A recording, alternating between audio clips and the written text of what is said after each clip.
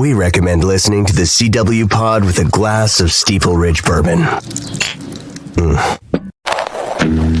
Grown, distilled, well-rested, and bottled in Erling, Iowa. Now from the Channel Seed Studios, this is the CW Pod, fueled by Steeple Ridge.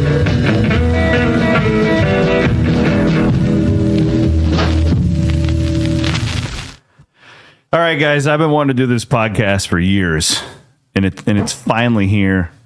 We're going to talk turf.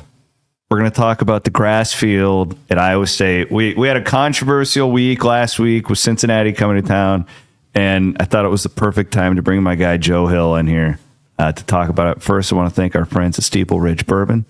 We've got the new ones out. I got these 2 days ago, bottled in bond, 4-grain sour mash bourbon, and this one looks lovely, the tawny port barrel finish from Lonely Oak Distillery. This bottled in bond one, I think might be a absolute total game changer. So thanks to my guy Pat Hoffman and all my friends over at Steeple Ridge Bourbon for providing these and letting us talk about them here and promote these things. It is the holiday season. There's nothing better than I love it when people buy me a bottle of whiskey. Hint, hint to any of my friends out there, you should do that with your friends, family, whatever, with our friends at Steeple Ridge. Joe Hill, he's the manager of turf, grounds, and custodial operations at Iowa State University. That's correct. Man, you got anything else on that title? I got a couple other things, some fringe stuff, but yeah, that's turf is 90% of what I do, and then I oversee the custodial in all of our buildings too. That's less because we have great people in that, so I really just make sure they're doing okay and have what they need. So, well, this turf thing is fascinating. It's been a noisy few days, right? What happens when all of a sudden a Big 12 coach is talking about your turf? How did that whole thing work for you? Honestly, Twitter, right? So I got a notification. I run our Twitter account, me and my assistant, Michael Young, he's logged into it as well. I have two full-time assistants, Michael and Riley 𝗀𝗄𝗃𝗍𝗃. So I got a notification. Somebody said something and tagged us in the press conference. And so instead of just watching the 1 minute clip, I watched the whole thing, and it was interesting, right? They'd never been here. So to me, my first thought was like, well, you've never been here. You've never coached here. You didn't play here. And so I'm wondering where this is coming from and, I guess what the intention was. And so, and I don't know their coach. I never talked to him. I didn't talk to him when he was here. And so I never got full I would have explanation. Loved to have seen like the Iowa State turf guy go face to face. It's at the Cincinnati 50-yard line. It's one of those, right? It's a lose-lose for me, no matter what. Even if I were to say something, right? Like, is there a point, and does it get lost? But I was a little fired up because it's like, so first of all, where is that even coming from, and why we don't like being part of the narrative when it's negative, right? Like we get a ton of love, right? Like the Cyclone Nation and family is very passionate about the field, and we love that people are looking at it. They love it. It's like a point of pride with the whole thing. And the coolest part about the whole thing, right? Like this started a few weeks ago with UCF. Some of their fans were a little vocal on Twitter as well. And right, it's the mouth breathers of social media. Like everybody's got something to say, right? Mm-hmm. And so we let that one go. But then a coach comes out and says, it's like, but in defense of Cyclone Nation, right? Like they went to bat and they're tweeting at him and like, dude, what are you talking about? Like he opened up a can of worms for sure. The way I look at it is I want college football. I don't want it to be like the NFL where everything's kind of the same, right? Yeah. Like the offenses are the same, schemes. Kind of boring. Yeah. Like, you kind of just know what you're going to get. Yeah. College, I love it. The fact that, Army and Navy, they run the triple option and you've got your spread teams and now like more spread now. But I like the fact that week to week, stylistically, everything is just kind of different. 100%. And that's right. I think it's so unique and cool to have that Iowa State's thing, which is this elite horticulture program. And I'll let you talk about all that stuff that you know more about than I do. But like, it's like a badge of honor, and it's it's a home field advantage too, right? It's a home field advantage, and I guess from my chair, right? Like, the history of the department goes back to the mid '90s when they switched from synthetic to, well, it was AstroTurf back then. Oh, that thing was a train wreck too. That old AstroTurf. Yeah, so I want to say 94, 95-ish is when it was. I'm not 100% sure, but when they switched to natural grass, right, it starts this whole new era of what, Cyclone Turf and the turf department at Iowa State and the athletic department, right? The relationship with all of that is really unique and it's super cool, right? And so when all of this started happening, like, there was a part of me where I was like, man, I feel like I'm letting down a lot of people by having this narrative out, with the other teams saying this about our field. And then ESPN and Fox Sports, right? Like, they pile on too. Like, they got to fill airspace, and like, we get that, right? Like, it happens. But it's hard not to take it personal. Oh, I get it. But why do you think it is? This is the thing I can't comprehend. It is different. Mm-hmm. It is unique. Yeah. Especially when you get served up night games and there's dew and there's, stuff. We're the Big 12 after dark. Like, right? Like, the Pac-12's gone. So do you dread night games as the turf guy? I don't like night games. Half turf and half, like, we're there until 1 o'clock in the morning. And, I get we were talking pregame, like, I have 2 kids. It's fun to be at home at night. But like, from this time, is it harder for your turf to hold up at night? Well, this time of the year, especially, right? Because it gets dewy. And so no matter what we do, it's going to get a little bit slick because of that. And that's Mother Nature. And that goes back to a home field advantage, and every place is different, right? And so there's a few things that play into it. But yeah, night games, I don't love them. I want all 2:30 games. If we could have, that would be the best thing ever. Right. But what I don't understand is we hear about, like, other teams slipping, and that's what Satterfield was talking about. Yeah. Is it that difficult for, like, a high major athletic department to travel with cleats? Like, why is that the case? Like, why is it so hard for these opposing teams to be prepared? So from what I can gather, and this is talking to Skip and all the guys on our team, right? There's 2 different types of cleats, right? There's detachable cleats, which our guys wear, and that's why they don't slip.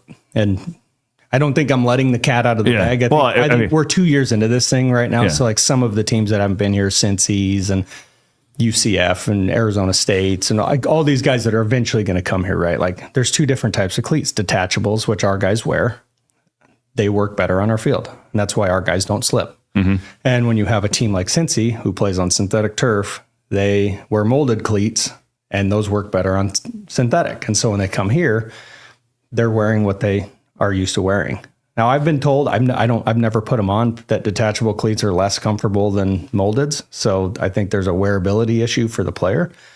But doesn't Iowa State, like, when it goes to artificial, don't they change their cleats? Yeah, our guys do a little advanced scouting on field. Like, I just feel like that's just so common sense. Like, we're doing all these coaches. Yeah.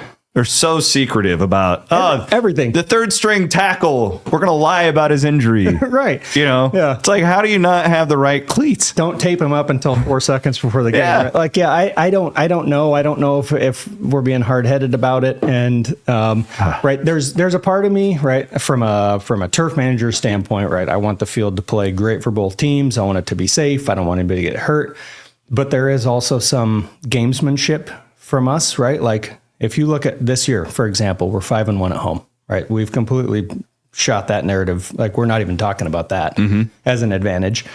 If we were 1-5 and the story breaks, like, hey, the turf manager's helping the visiting team with their cleats so that they can play better. Well, that's not going to read well, right? Part of me wants to be like, can you guys just bring the right cleats so that I can stop getting buried by everybody on TV and social media? But at the same time, if it's an advantage for our team and they like the field this way, we're going to leave it that way. Right? Absolutely. Because I want to win as much as anybody else. Is there any... Especially on Sat. Man, I wanted to beat Cincinnati so bad. that was the best win ever. Is there any truth to, like, when... I've always, back in the day when there were a lot more grass fields, where it would be like, Miami's coming to town, we're going to let that grass be as high as possible. But right? It's still part of a narrative. Like, we don't change height of cuts. Like, we don't mess with that because there's so much work that goes into that. So we don't Like, I want the field to be very consistent for our team. Like, I want them to step on the field knowing exactly what they're getting so that they're not thinking about the field. Yeah. They're thinking about the field. That's a problem. We've failed them miserably. And so, like, our job is to be as consistent as possible. And so, as I alluded to earlier, I talk to our football program every single day after their practices, how'd the practice field play, good, bad, indifferent. Saturday night after every game, good, bad, indifferent, and we adjust from there based on what we see and the feedback that we get from them. So what out there do people not know that they should? I guess, like, because it's funny, like in my world, everybody's like, oh, you just talk about sports all the time. And like, you have like the greatest job ever. Well, there's like 80% of what you guys don't see that sucks. Yeah. I get like, tell me the biggest challenge of having a turf field like you do in central Iowa, especially when it's got to hold up sometimes into December. Yeah. What can you, I want to educate people of the process and the science that goes into that. It's a year round job. Yes. Yeah. So, I mean, perfect example, right? We have one game left. I don't think we're statistically out of potentially hosting a game in December, but right. Like, let's just say today we have a game on the 30th, right? And then we'll put Jack to bed and move on to winter stuff. And then eventually spring sports, which I love how you just call him Jack. Yeah, the grass. Yeah, Jack. So Jack Trice is Jack. Our practice field is Johnny. Okay. Right. And Jack and Johnny. We have the indoor, which I call the Berg, right? So we have Jack, Johnny, and the Berg. Okay. And so we put Jack to bed, move on to winter, spring stuff, which includes football. And so just yesterday, actually, I kind of started looking ahead at 2025, and we have our first football date, which I don't know what, I think it's August 30th, I think is what it is. That's our date, and I work back from that. I kind of reverse engineer the whole thing. Oh, yeah, because Iowa State's in Ireland, too. Yeah. Because everything kind of starts early next year. So the next year's schedule is a little bit goofy. So, like, it's going to adjust us all the way back to the spring, right? And so we kind of reverse engineer from there, and that's when we start implementing what we do over the course of the summer leading up to football season, right? Like, we treat Jack like a prize fighter. Like, we beat him up bad in the summer so that by the time he gets to football season, is calloused and what does that mean? So aggressive verticutting, we're going to phrase mow it, which is, so I'll get a little turf nerdy here for a second. No, it's good. We'll phrase mow it in April, right after the spring game. Now, what phrase mowing is basically a very aggressive dethatch. So if you come in, if you walk into the Jacobson building, look out at the football field on May 1st, people are going to be terrified of what they see. Like, we basically rip the entire top layer of Jack Trice Stadium off down to the fibers so that we get all that loose organic material out that can get slippery, right, if you don't do it. And so we'll tear all that out, seed into it, and basically regrow the entire field through the existing plant and new seed. Right. And so we're basically, in essence, going to have a brand new field every single year by doing this. I would have thought the opposite. I would have thought you just baby it all the time. Complete opposite. Right. Like, we beat it up bad so that by the time it gets to what I call the violence of football, right, on the actual surface, that it's, by the time it gets there, that's the easy part. And so we'll phrase mow that. And then next year I'm tweaking as we go. Right. Like, we're going to verticut, which is a less aggressive version of phrase mowing, right? Just pulling out the loose dead material, keeping the fibers exposed. So what that does is, when the fibers get buried, or if we don't verticut enough, the field can get slippery, right? And so we're not experiencing that yet. But if we don't do it consistently, it can happen, like the Super Bowl a couple years ago, right? Like, that field was slippery because of the ryegrass, right? Perennial ryegrass is a slippery grass. So that's basically what happened. What kind of grass is Jack? We're 100% Kentucky bluegrass. Okay. And so we pull all that dead material out to prevent it from getting slippery, and then verticut every month to keep it basically consistent. And so from a turf grass standpoint, right, we're going opposite of what you would want. Like, the denser the field gets, the worse it plays, which is weird to sound like. We're different because we're hybrid, right? If we were not hybrid, we would be as dense as possible. Yeah, because I would have thought that too. Yeah. That you want to be as dense as you can. So if we were pre-hybrid field, as dense as possible, as strong as possible, and then get it to the end of November and keep as much grass as you possibly can, where we're going into the season less dense so that those fibers actually are exposed, because when the cleat can get into it, then it grabs, right? So it's a natural grass field that performs like a synthetic field, but we've removed the danger to legs by having that. This sounds, who came up with all this? Europeans.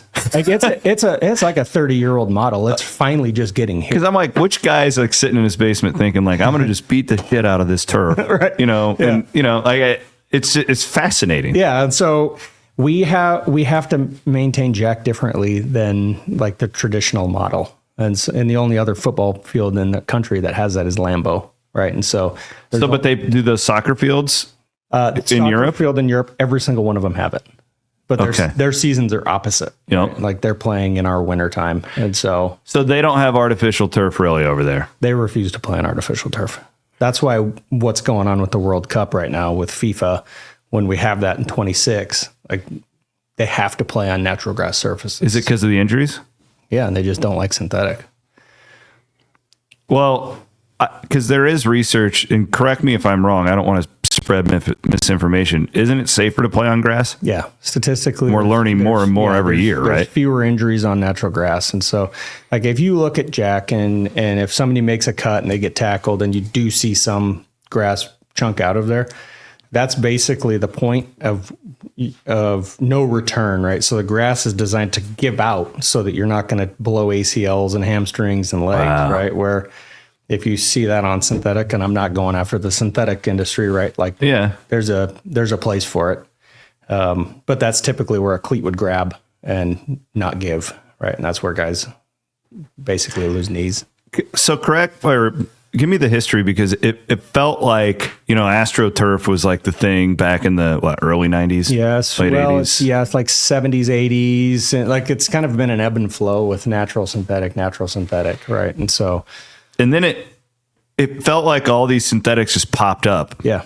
Yeah, because it was basically a new version, right? AstroTurf was like a padded carpet on top of concrete. And now all those guys were getting concussions and they're just getting absolutely murdered, right? And so now there's synthetic turfs which have, a padding layer underneath, and so they're safer than AstroTurf, but still not as safe as natural grass, right? And so, do you think it kind of how the world works, right? It's like my daughter's 9, she wears bell bottoms, right? Like, we kind of like go back in time, and and then that gets old, and then we're going to hit it back again in 20 years.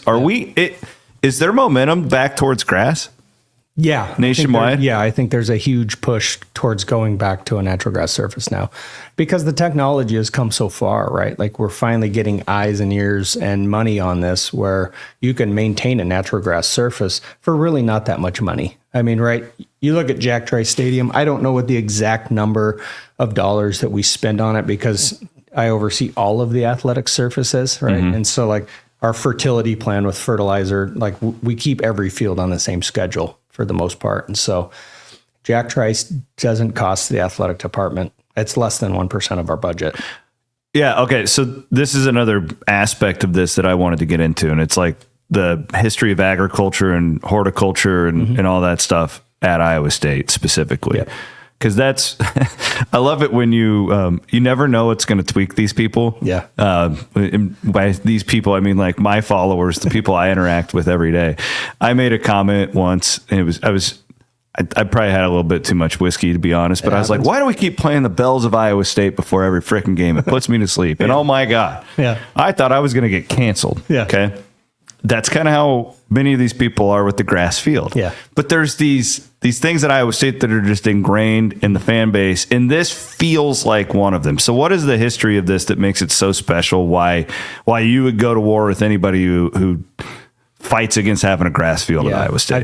I think it's ingrained in, like, we have unbelievable support from our senior admin, like Jamie and Chris Jorgensen, Shamari, Callie, Nick, Ryan, everybody on our senior staff is 1,000% in on what we do, and they support us and they give us what we need to succeed. Right. It's the best place I've ever worked from a turf grass standpoint in my entire 20+ year career. And then you have the relationship with the turf department at Iowa State University, right? Like, it's well documented that the Hort Farm grew Jack and Johnny. And when we rebuilt that field, I shouldn't say I wasn't here yet, but When did you get to Iowa State? 2 years ago. Okay. So I've been 2 full football seasons, and then it was it 21 or 22, I think, is when Jack was renovated. I think 21. That the turf was grown in Ames at the Hort Farm, right? And the turf department, the athletic department, and the Hort Farm all worked, That's incredible. together to do that, right? And that's a unique story. I don't know that it's ever been done still today that's happened, right? And so, like, you have that relationship, and then there's me and 2 full-time turf managers, and our entire staff is all turf students, right? And so we have 12 turf students right now in school getting their turf degrees, getting real-world experience, Learning from real on pros. our staff, Yeah. so that by the time they graduate and they're done, they have 4 or 5 years worth of experience actually doing So something cool. on a major level, right? And so it's unique to that. And now, especially, so we have natural grass surfaces that are sand-based and native soil. We have synthetic surfaces with the berg and the 60-yard piece that we have on our practice field. And we have hybrid stitched, right? And so, like, we have almost all of the surfaces that they're likely going to go maintain. We don't have warm season grass, obviously. Maybe down the road. Yeah. They're getting experience on everything. And so the transition to wherever they're going, NFL, MLB, other colleges, it's really seamless, right? So we have this thing built in, and credit to Mike Andreessen and Tim Van Loo and Josh DeVerdick, right? Like, all of those guys helped build. Those were the guys before you? Yeah. Yeah. Yeah. And so, like, I heard of Tim. The other guys, Yeah. were they before him, or were they on his so staff? Josh was just before me. Tim was before Josh. And then Okay. Mike Andreessen was the guy that Got the whole thing going. he got it started in the mid 90s. So he was the one that went synthetic. It's like the to- Godfather. He is. Okay. Man, Mike's the man. Yep. And all 4 of us, Tim Van Loo's one of my good friends, very good friends. I talked to Josh yesterday. Mike Andreessen just retired, so we're kind of letting him. Yeah. We're gonna leave him alone for Let a him little go. bit so that he doesn't have to hear all of this crap. But it's a credit to the history of, like, what's been built, and so it's a 30+ year conversation, not just we're going to change this out in one day. And to be honest, and like you said, you don't want to be a part of the conversation other than, oh, that's beautiful, right? Like, that's as much as you're going to want to be a part of it. Like, to me, like most of our listeners, they want to know, just from a football standpoint, does it help us win? Like, is it a good thing? And, like, I want everybody to just lean into it. Like, this is a home field advantage. Like, this is part of what makes Iowa State, Iowa State. 100%. That's, like, the coolest thing to me. Cause you just look, how many northern grass fields are there? This doesn't, like, Michigan State. Michigan State is one. I mean, if you go with big schools, right? Michigan's synthetic, Ohio State's synthetic. Who else is up here? It's Indiana. Indiana is synthetic. Yep. Northwestern, it was. They used to be grass. New one. The new one, I think, will probably be synthetic. Synthetic. Yeah. So it's really hardly anybody. It's becoming fewer up this far. It's a badge of honor, man. Right. And yeah, it definitely is. And it's also an advantage to us, right? And, our coaching staff loves it. Our players love it. Our administration loves it. We get support all the way up to the president of the university. So, like, it's fairly ingrained into what we do. Right now, Matt could leave and go somewhere else and get a better opportunity. And the next coach might come in and be very vocal about wanting something different. I hope that doesn't happen. And I hope to God that doesn't happen. But that's the reality of our world. Show us the little patch of grass you brought earlier, because I want to. Yeah. So Joe brought. This is the stitch. yes. Okay. Yes. Yeah. Show it up here for the camera a little bit. So they when can see. I say stitching, right, like, people might get a little bit confused. So, like, this is one of the fibers that is sewn into Jack, right? And you think sewing just like a sewing machine, right? Like, that's how it's inserted into the field. And so the synthetic goes 7 inches into the soil, right? And so you do not see this on top. It's basically It's for stabilization. So think rebar and concrete. That's basically what it is, because Jack is a sand-based field. And so really, and this one's a little frayed, so don't get skewed by it, but like that much sits above the surface. So about 3/4 of an inch, and Jack has cut it 1.25 inches, right? So this sits halfway underneath. So it's really just stabilization in the field so that you don't get those major blowouts. You don't see the grass accordion like it used to 30 years ago, right? Like this prevents that, but it also helps with drainage in the water. It helps with root stabilization and getting those roots deeper, right? The deeper the root, the stronger the plant is on top. And so it's a part of the equation. I think it's made our field better if you look at the field today. And this is what they came up with over in Europe. The Europeans, yeah, I don't know exactly how old it is, but it's been around for several decades. Technology evolving daily still? Yeah, it's still up to speed. So when they tell you we're going to start having concerts at Jack Trice Stadium in the spring, does that impact you at all, or is that part of just beating the hell out of the field thing? Well, yeah, so the George Strait concert. Were you ticked off at that? No, I was actually part of the initial conversation and pitch, right? Like, so. Oh, cool. So Chris Jorgensen, who is my direct supervisor from the senior administration, right? Yep.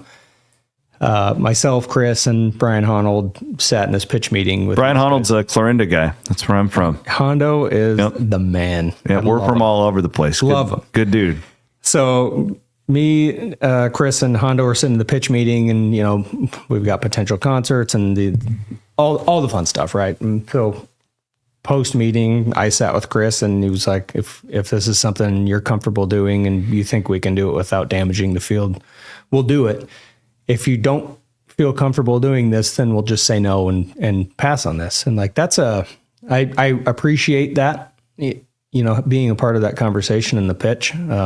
I appreciate the respect, but at the same time, Chris's message to me was like, Jamie doesn't want to do anything to jeopardize the football field. And so what was told to me was that Jamie took August off the calendar, he took July off the calendar, and he took half of June off the calendar, because to him, right, football is what Jack is there for, and he doesn't want to jeopardize the field by having a concert. And so if you're comfortable having a concert, we'll do it. Which I loved that. Yeah. And I'd done plenty of concerts, and I like doing concerts. They're a ton of work. And with stitching, it's challenging because we can't sod, right? Like we can't just cut the end zone out and resod it because of this, right? And so like we have to think outside the box when we're doing stuff. So like you have to be extra careful. And so when the stage is sitting there, and when vehicle traffic and cranes and towers and everything are coming in and out, like people have to move with a high awareness level. And so no like sharp turns or no sharp turns. We had drivable flooring around the tarmac edges, and then so it's not necessarily like the people sitting there on chairs. No, the concert's the easiest part. It's the stage build. The concert was on Saturday. We started building the stage on Monday.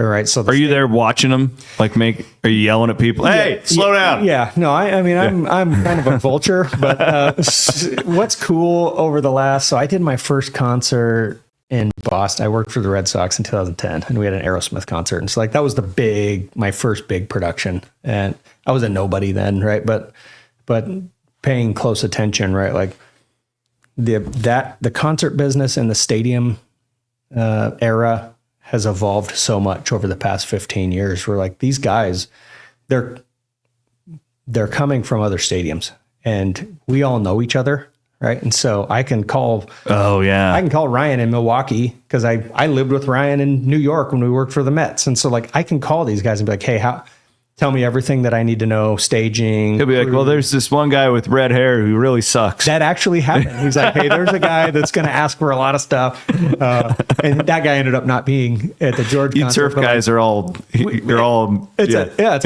It's a tight network, right? It's the 6 degrees of the turf industry. Well, there's not that many jobs, really, if you think about it, at like a high level. There's 30 in the MLB, 32 in the NFL, like 10 in college now? Yeah, I mean, how the Power Fours, right? However many there are. Minor League Baseball, right? Like, so let's just say it's 1,000 people, just for a rough number. Like, you're not far away from getting in touch with somebody because well, I knew a guy that used to work there, and he might know that guy. Because that was a myth. So that's a myth then. Yeah. Because I've seen a lot of these talking heads be like, well, they had that concert there and it ruined the turf. No. So that's not true. We can put that to bed right now. No, the concert was 99 days before the first football game, right? Like 99 days is a long time. Yeah. So no, the concert had nothing to do with anything. Well, so whenever I'm around in the spring or summer, it's like, the sprinklers are come on and whatever. Does the climate, how much do you have to pay attention in the spring and summer to the weather? Everything. Really? So, I mean, not just for, because it's like, even if in a drought, you guys are still watering the field. Is my point. I mean, we don't run into water issues.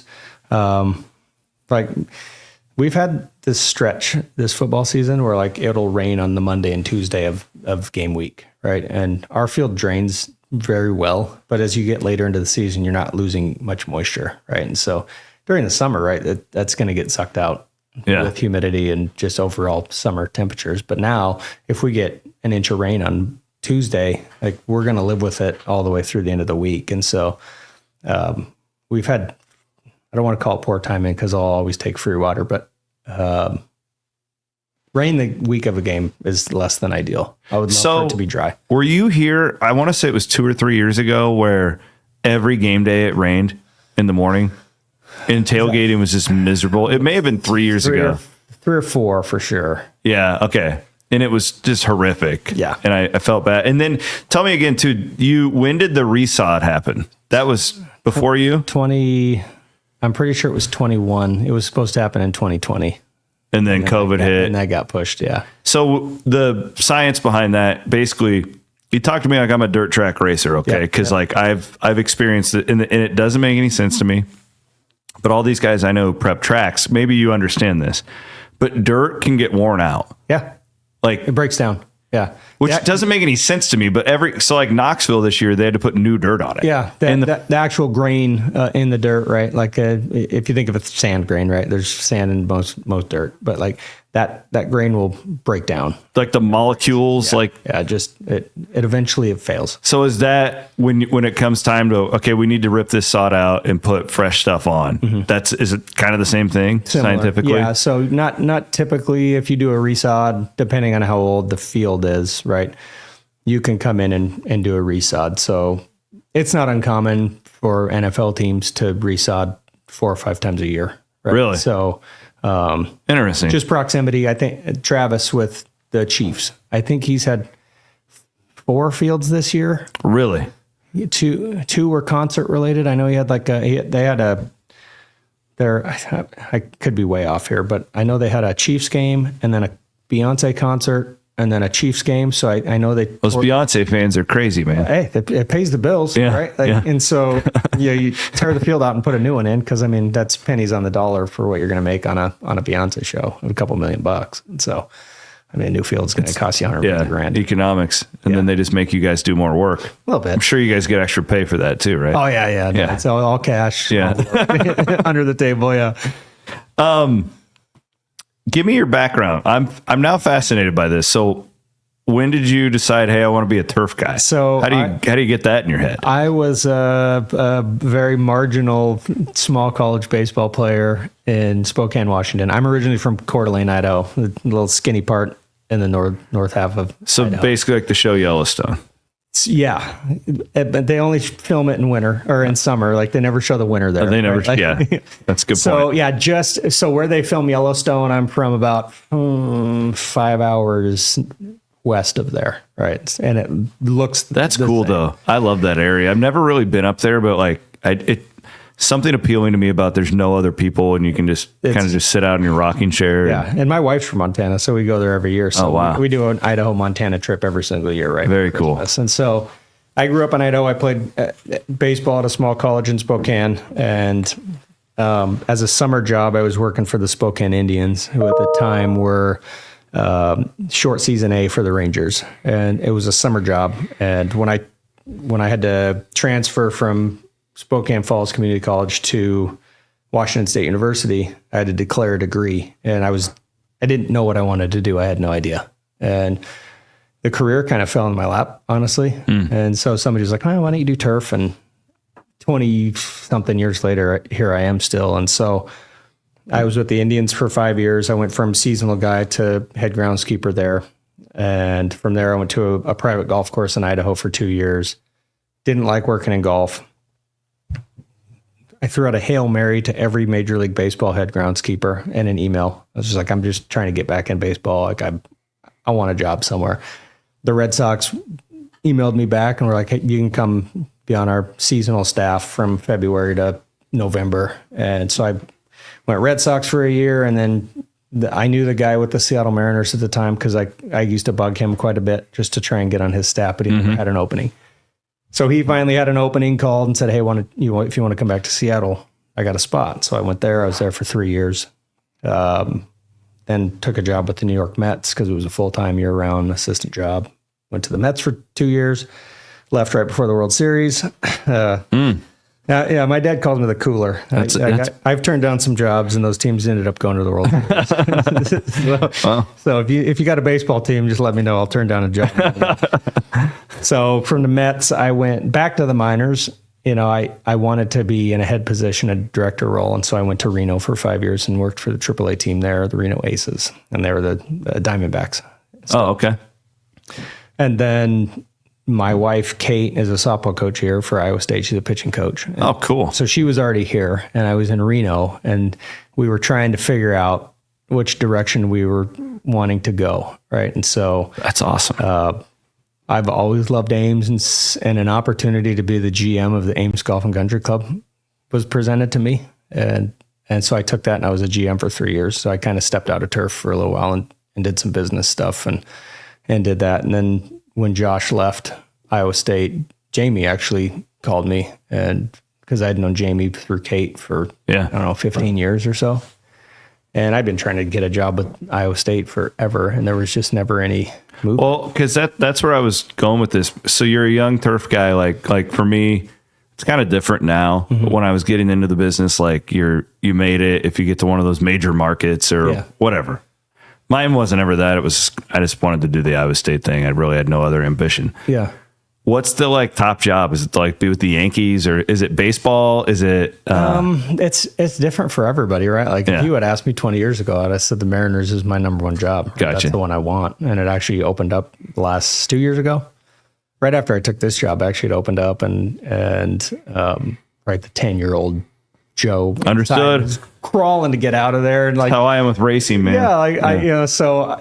Some headhunter called and asked if I was interested in it. And, Kate and I have always had a deal, right? Like if either one of us gets a phone call or an opportunity, let's pros and cons this thing in 5-minute conversation, right? And so I was like, all right, here it is. Right? It's dream jobs, 4.5 hours from where I grew up, 8 hours from where Kate grew up. Is it something that we want to consider? And a quick Zillow search, right? Of our house in Ames, we put that in as the parameters. Like and it's a $2 million home. 6. Yeah. Seattle. It was under. Yeah. Okay. and we have 2 little kids, right? Yeah. And Ames is, Mayberry. Central Iowa just kind of hooks you in, doesn't it? I love Ames, Iowa, man. It's the best place ever, right? It's safe. Everyone looks out for each other. I leave my keys in my truck. I know. It's I love it here. And I don't know if I would ever consider inserting my kids into a big city life because I just don't want to be uncomfortable, right? Totally understand. So it's probably different for everybody, right? The Yankees would be cool, but you got to live in New York, and that's a whole different ballgame, right? My God, if you watch if you seem like a baseball guy, it's the new Red Sox Yankees thing on Netflix. It's outstanding. I just got done with the first episode last night, and the nostalgia in that thing. Oh my God. So Kate and I just watched it last week, and I was like, I miss when baseball used to be like that. Yes. It's not the same anymore. And right, it has to evolve, right? That's the way it goes. And I'm sure every generation is mine's the best, but the Yankees Red Sox rivalry, and I'm not a fan of either of them, right? Neither am I. I'm a Braves fan. Right? So yeah. And so but the Yankees and Red Sox in the mid 2000s was prime time TV, right? I had forgot about the regular season game where Pedro threw at Soriano and Jeter back to back. Yeah. You just don't have that anymore, man. So, Aiden, you watched that yet? That's funny you say that. I just finished it last night. Really? Yeah. It's phenomenal. It's so good. God, I didn't know much about it because I was a child. What's funny then is, again, I'm like you, Joe. I'm not a fan of either team. Yeah. But I remember I was a freshman in college when that ALCS series was going on. Yeah. I can tell you, I remember watching it from Priley Hall. Yeah. Every single one of those moments. Whether you were a fan of those teams or not, you tuned in because it was always Sunday Night Baseball. It was always primetime, ESPN. And they hated each other. Mm-hmm. And, I don't feel like they do anymore, right? Like the game's evolved, like they're all friends. That's why I don't really like the NBA that much anymore. Like the talent's unbelievable. Yeah. But all these guys, like you would have never have seen Jordan and Isaiah Thomas like going on vacation together. They still don't like each other. Yeah. And they're like 60. Like they genuinely hated each other's guts. And that was when it was the best, right? Like, yeah. I when Jordan retired, I was kind of out. Well, that's how I am with racing now with NASCAR. That's why I like the dirt stuff.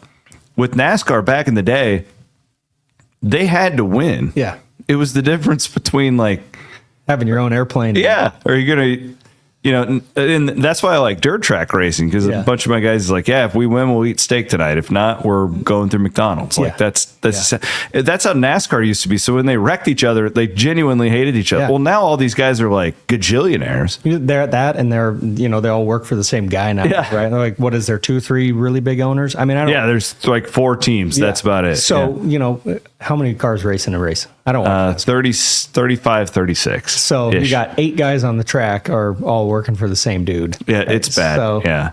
You can't really wreck a teammate because you're going to hear it from somebody because they wrecked $1 million car. Yeah, and now like with the super teams and stuff, it's like again the talent of the NBA has probably never been better. Yeah, but it's just hard for me to take it seriously when they're all like best friends behind the scenes. I follow the Pacers a little bit because Halliburton's such a good dude. Yeah, he's easy to root for. I got a chance to meet him a little bit with George and Yang because they do a golf tournament at the country club. So for like 3 years, they'd come and hang out, and all really good dudes. Yeah, like just really truly good guys.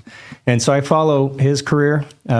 That's the only reason I watch the NBA is to watch the Iowa State guys. Well, and so it's kind of weird. The owner of the Reno Aces owns the Pacers, and so Simon, who's also another awesome guy. Like when they got Halliburton and signed really big contract, and they started winning. Like I'm happy for 2 different people, right? Because Herb's been an NBA owner forever. Yeah, and it's fun to see him because he's got a real good dude, superstar, right? And he signed at Indianapolis, and which is hard, and he's a good dude. Yeah, right? Like it's easy to root for a good guy, and so. But yeah, no. To go back to the question, man, like my job that I have now is like I absolutely love it. Yeah, it is. It's funny how the dream jobs evolve. They do. I mean, with time and we live on the neighborhood just on the west side of Jack, right? So like on game day, I just walk to work. That's the best neighborhood. It is. It's a blast. We love living in there. And so like the proximity of Kate and I's, like she obviously has an office at Jacobson and at CSC where the softball field is. And, my office is whatever sport's going, right? So like, we live in a triangle. And so like, it's really, you're not going to get that proximity living in a big city with a big team. You ever heard about the old days when the football team would have to practice at the Lead Rec Center? Yeah. Yeah. We used to watch them. Like I was a young reporter for the Iowa State Daily and I thought I was trying to uncover like scoops and stuff. Yeah. We'd sit up on the track, act like we were working out and watch their practices. Really? Yeah. Skip and I are scheming. Skip me and Chris obviously too, but trying to build a couple more practice fields just to widen our space a little bit. So. Yeah. I mean, it's amazing how that just evolves, right? It really does. Like what you used to need for space.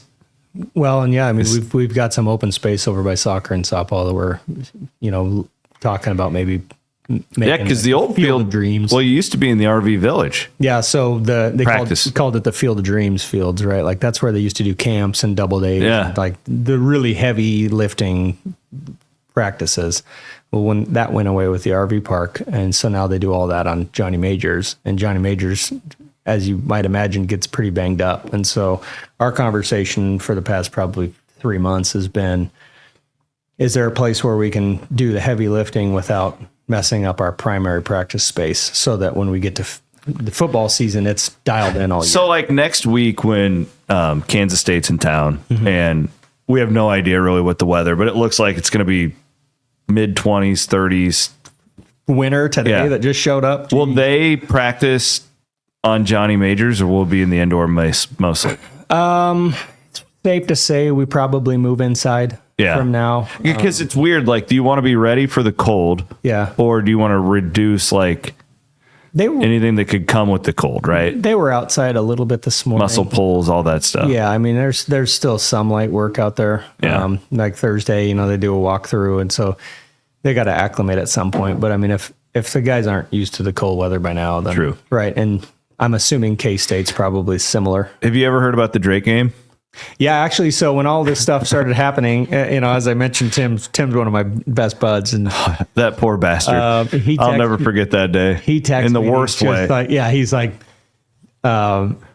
we play golf every Tuesday, and he's just like, all this noise passes, man. He's like, people still talk about the Drake game, and it was the worst day of his career. He said, but I'll never forget. I was people still talk about it like within the department. Well, I used to do a pregame show thing on social media where I would walk on the sidelines to the press box and I would take questions from fans, and it was like a 10-minute thing. And that day I could barely even do it because I was just sinking. Yeah. And I was on the sideline. I went on the field. I wouldn't do that to you guys. I couldn't even walk. It was like quicksand. Yeah. It was brutal. Oh, that was the most miserable playing condition. How badly did that field get torn up? Like on a scale of 1 to 10 in that game? From what Tim told me, I got banged up pretty good, but I think it was the last game of the season, right? So I think maybe, and I don't want to speak for him, but like I'm assuming that day was like, we've got to get to the end of this game. Well, it couldn't have been worse. Get people the hell out of here. It was pouring. Yeah. Windy. I think cold. Operationally, I think, they were trying to get the field ready, and then you had snow and sleet and rain, and like they're working on getting people into the stadium safely, and like we all kind of get pulled in that direction when that happens, right? And so they're throwing ice melt everywhere and making sure that people aren't slipping downstairs killing each other, right? And so like I think that the whole day, again, I don't want to speak for anybody in the department, was probably a day they wish never think about again, right? And so every turf manager has that period where it's like, well, that's like once in a generation thing. But it could happen if Iowa State's ever in the playoff. Well, that's the thing. So like early on when we're, 7-0, the conversation starts like from a planning standpoint, right? We have to have this conversation, right? Like you don't want to jinx it or look too far Jinxes ahead, aren't real. But you have to, and they're not. You're either good or you're not. You either win or you lose. Yeah, and I think we're really good. Yeah. Right? Like I think we're really good. I did too, honestly. Like it. Look, you still, in theory, could get there. You probably won't host, but I mean, it. Yeah, I don't know what the statistical number is. Yeah, let me handle that. You just take care of the turf. Yeah, all right? Let's just say it's 2%, right? Like, I think like it would be rad to host, right? Like, especially if we played a team that's not used to playing in cold weather. But that's what's cool about this playoff. Yeah, like I looked at the little thingamajig they put out last night, and it's like Bama is at Notre Dame. Like, yes, give me snow. It's really interesting, right? Like we have these conversations in our shop every morning with all of our students, right? Because they're students and they all have hot takes, right? It's interesting to see, and I love all of them, man. I look forward to getting there because I just can't wait to see what we're talking about, right? Like, yeah. And I'm the old guy in the room now, so I feel you there. They keep me. How old are you? 41. Okay, I'm 40. Yeah. It's amazing how we became that out of nowhere. Yeah, dude, I'm not cool anymore. And like I've accepted it. Like I know. I literally had Aiden. I had to get a new computer, and he was showing me how to put bookmarks on a tab earlier. Yeah. How old that made me feel. I've accepted the fact that I'm not cool. I'm not getting invited to shit, and that's okay. Like, I get it. Like I'm gonna go home anyways. I've got little kids, and I wouldn't want me there either. No, it's cool. Like so. We were talking about it this morning with how it played out last night in the CFP, right? Obviously, there's a SEC Big Ten bias, and I think the Big 12 probably likely get hosed. That's at least how we're trending. Yeah.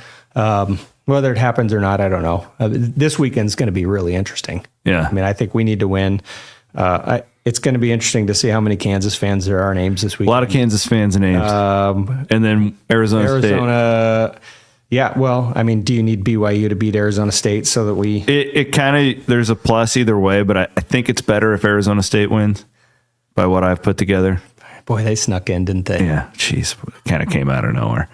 He must be inside the locker room. He must be a coach's guy. Firing everybody up. They must, I mean, because that's a turnaround, man. Like that's a Colorado style turnaround. Of how many wins did they have last year? Like they were terrible, like 3 or 4 wins. And then all of a sudden, yeah, they're in top 4 with us, Colorado and BYU. Yeah, they were picked last. Yeah.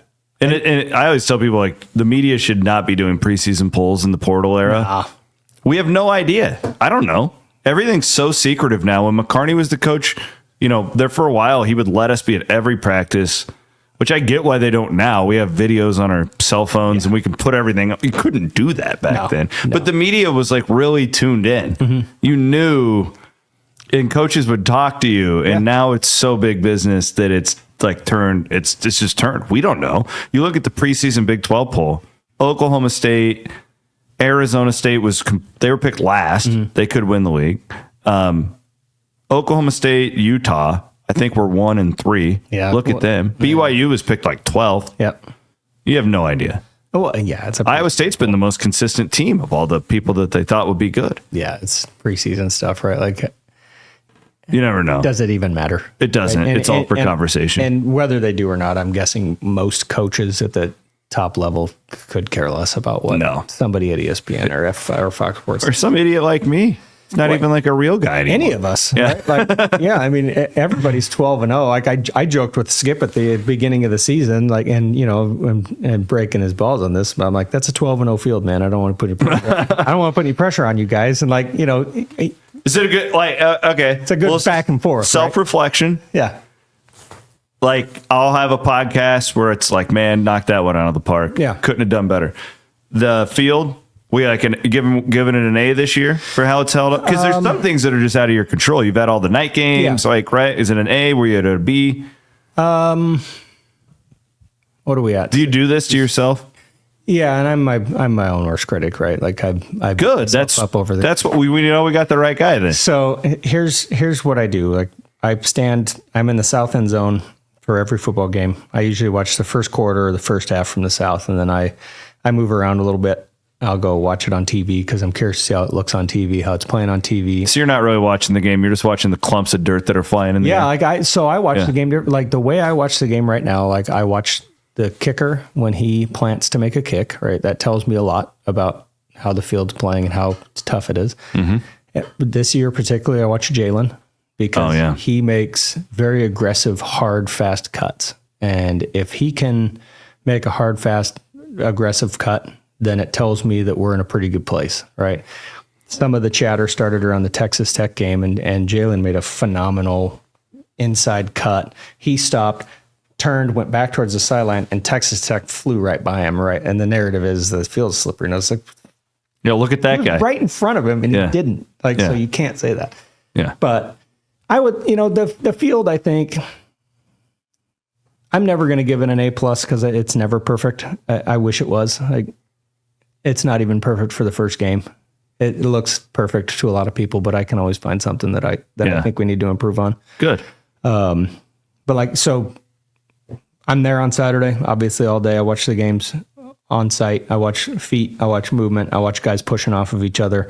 I watch all of that stuff, and then I watch it on TV. And then Sunday, typically what I do is I wake up before everyone in my house and I'll watch the game again on TV. Mostly because I'm curious to hear what the narrative is, but I want to see how it plays fully on TV as well. So I watched the game twice. And so far, I think we've had a really good year. I think Texas Tech game, it rained and it was wet, and that's out of our control. Yeah. The Techs, who do we have before that? UCF.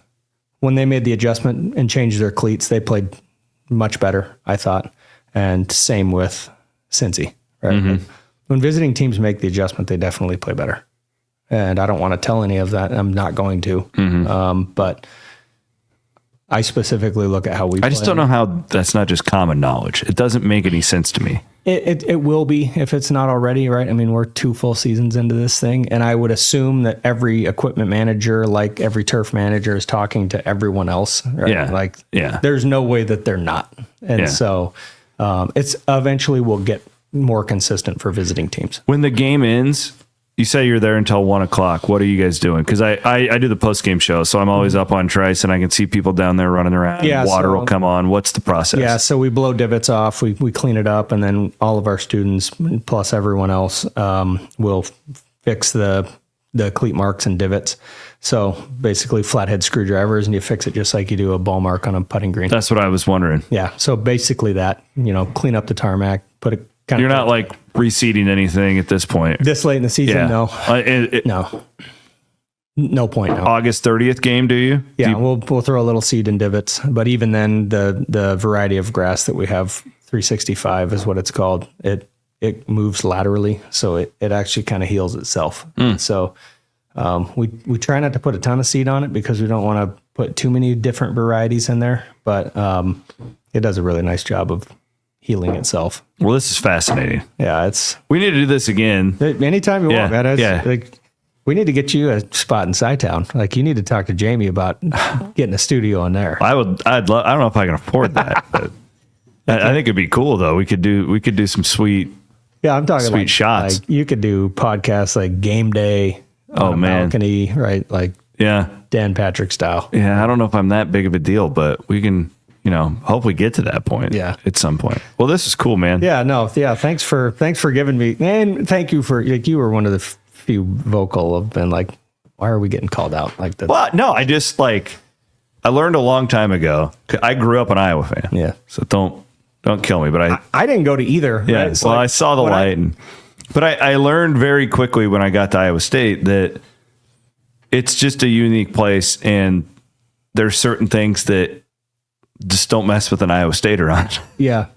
Yeah. And like we love our grass field. Yeah. It's a big deal to us. And our team loves it. They play well on it. Yeah. And damn it, I'm going to fight tooth and nail for this thing. we will too. And I still haven't tweeted anything. I listened to the clip where you guys were defending it, and I have a whole lot of responses in my head that I don't want to put on there. Well, you just don't want to lose my feed job. it to me and I'll say it.